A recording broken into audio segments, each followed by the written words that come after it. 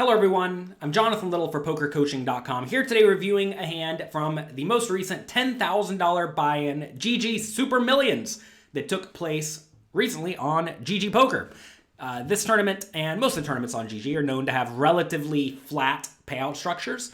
As we see here, 9th place in this tournament was $81,000 and first was $651. On some sites, it's more like a 10-to-1 difference, so it'd be like $65,000 for 9th.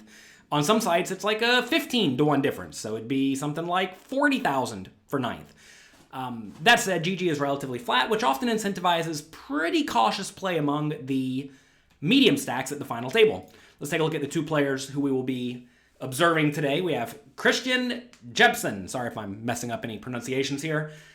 He has $1.4 million in cashes on GG, only an 11.8% cash rate when about 15% of the field gets in the money, which is actually not all that great. This is his 35th time playing this $10,000 buy-in tournament. But he's had 12 cashes and 3 final tables, so an absolute crusher. And to be fair, these stats here do not do full justice for Christian. He has been around poker for forever. He was the #1 online tournament player in the world in 2015 and 2016. He recently won a WPT for about $1 million, so absolute crusher. His opponent in this hand is someone who I'm completely unfamiliar with. We have Markus Leikkonen. I'm sure I'm messing this up. Silly Americans don't know how to pronounce anything. Apparently a heads-up, high-stakes cash game player. Not a ton of tournament play, but here he is. In this hand, let's go ahead and take a look at the way the chips are laid out, because that is very important. Here we have M-Leak. We'll call him M-Leak. He is the current chip leader with 100 big blinds.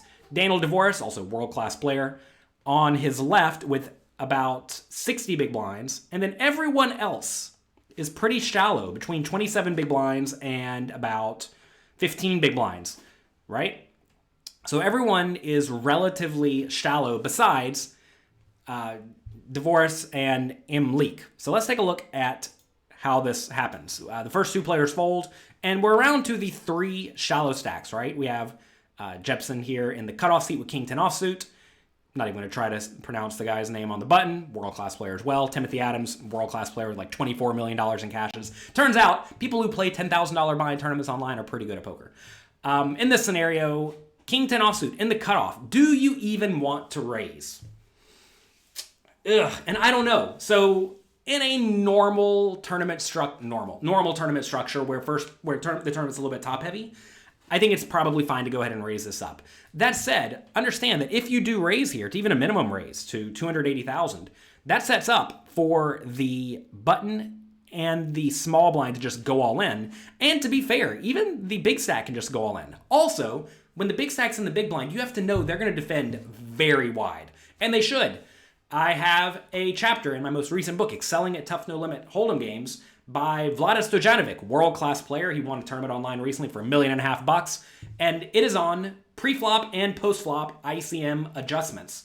And essentially what happens is when you raise off of a medium stack and the big blind is the big stack by a large margin, they get to call really wide and then make a lot of plays post-flop because essentially the medium stack's risk premium is quite high. If you're unfamiliar with the idea of risk premium, check out my tournament masterclass at pokercoaching.com/premium. I have a big section there on adjusting to payout implications, and essentially what it amounts to is you need way more equity to call when you're at the final table, because if you bust right now, you take 6th place. Whereas if you just kind of hang out, you're going to get some payout jump some portion of the time just by folding. You make money at the final table by folding, which is very different than in, like, say, a cash game or early in the tournament where you don't make anything by folding. So you're incentivized to be very cautious. And because of that, this King 10 offsuit, I'm not going to say it's a fold in this scenario, but it actually could just be a fold. You may say, if I'm folding this, aren't I just going to blind out?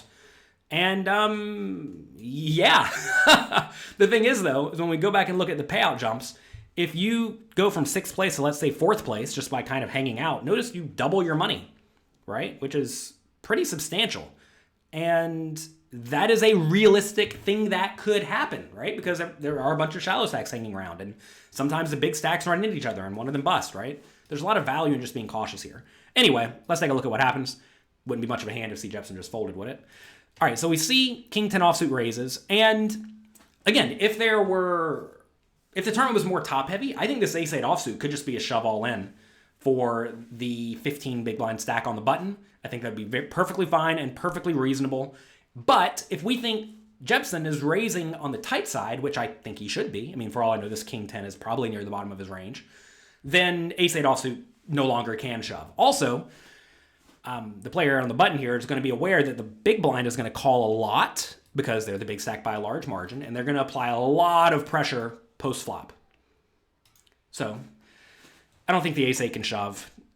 7-2 suited in the big blind. Can you call a slightly more than min raise? Sure. Suited hands are fine and acceptable. Flop comes queen, 6, 5. Leaking the big blind with 7-2. Backdoor flush draw only, likes to check. Jepson with the king 10. Like, this is a tough spot because you do want a continuation bet some portion of the time. And if you are raising a very strong range to begin with, you're going to have aces, kings, ace, queen, king, queen, jack, pocket sixes, pocket fives, like pretty good hands that you're just not folding. So the question is, do we get to continuation bet stuff like king 10 offsuit? Do we need to continuation bet stuff like king 10 offsuit?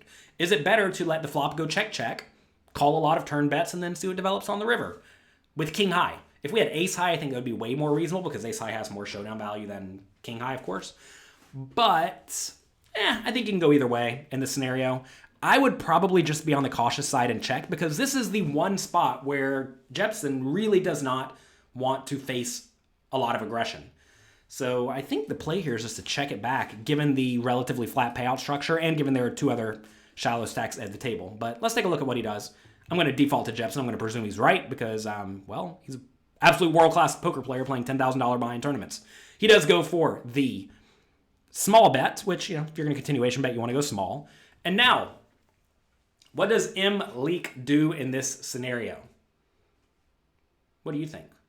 I want you to pause the video and write in the comments section below what you would do in the spot with the big stack at the final table, playing against the medium stack on this queen 6-5 board with the 7 high, backdoor flush draw, backdoor straight draw. Might as well be nothing. Zip and pip, as Mike Sexton says. What would you do in this scenario? Would you just fold? Would you call? Would you raise small to, let's say, 600,000? Or would you raise big, all in? Pause the video and write in the comment section below what you would do. All right, did you do it? I sure hope so. Going through this active learning process is going to go a long way to helping you improve your poker skills. At my training site, pokercoaching.com, we have over 1,000 interactive quizzes. In that tournament course I mentioned earlier, after every single video, there's a bunch of them, like 100, after every single part of the tournament masterclass, there's a quiz to ensure that you are actively learning along the way. And if you actively learn and improve your skills, that's going to go a long way to helping you become the best poker player you can possibly be. So in this spot, in a normal tournament scenario, just fold. Don't worry about it. Yeah, we have backdoor flush draw, backdoor straight draw, but 7 high is not especially great. However, remember what I discussed earlier. This is a scenario where you get to play very aggressively, way more than you would possibly think. And for that reason, I think it's probably the best play to go something like 600,000 in the spot, looking to play very aggressively on any turn that gives you additional equity. And you'd also make this play with some top pairs. You'd make this play with lots of other draws.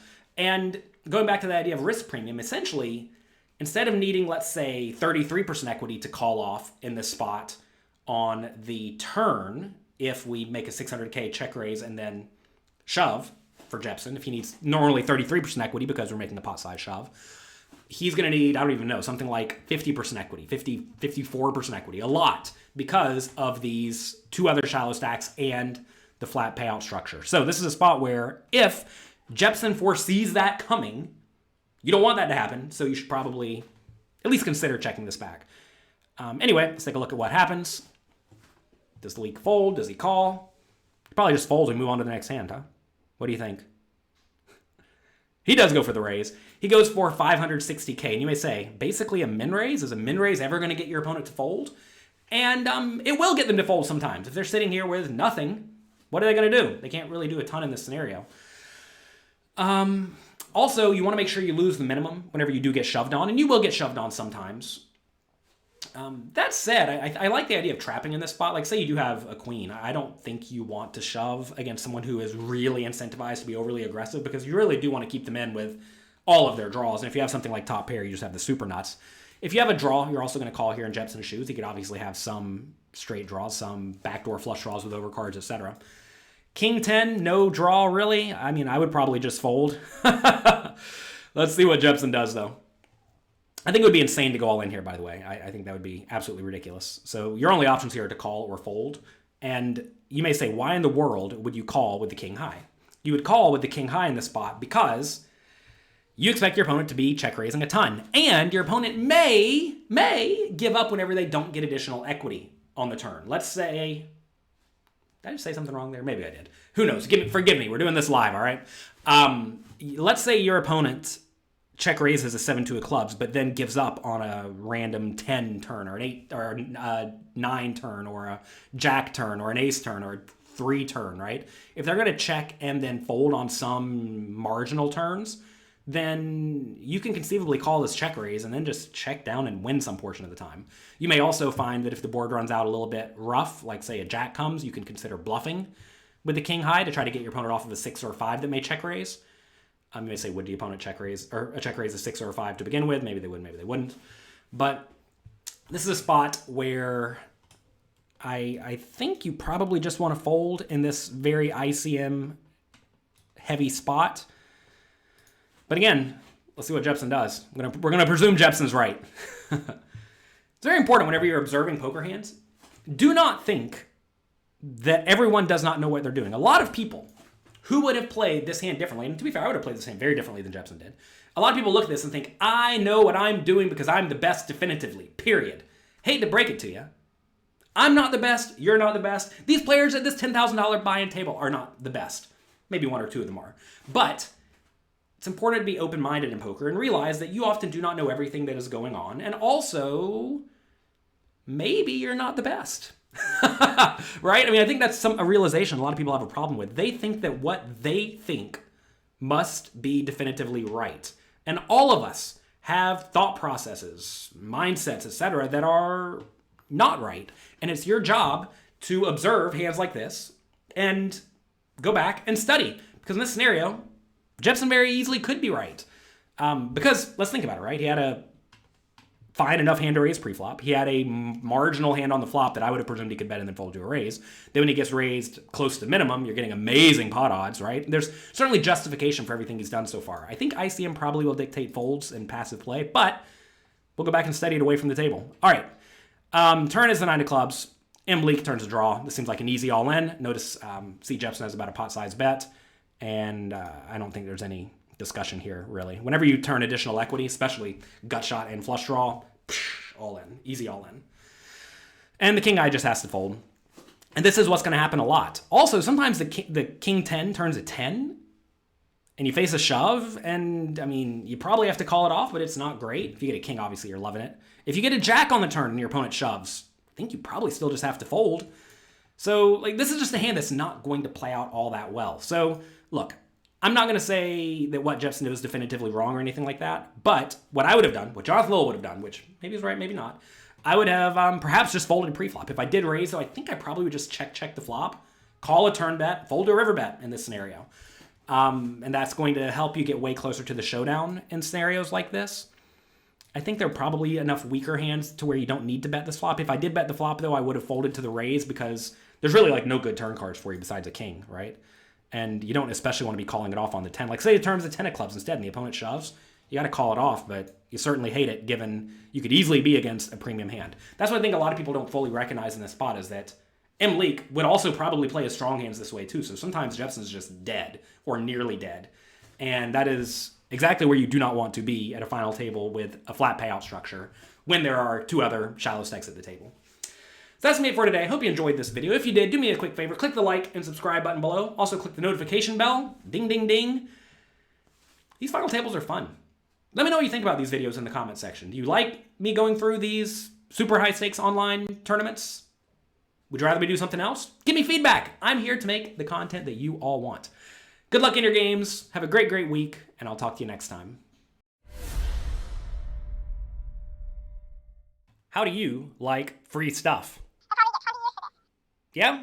Well, good, because I have a free membership to my site, pokercoaching.com, for you. Click. Get out of the way, hat. Click right up there to get it. And while you're at it, go ahead and click the subscribe button, and I'll see you in the next video.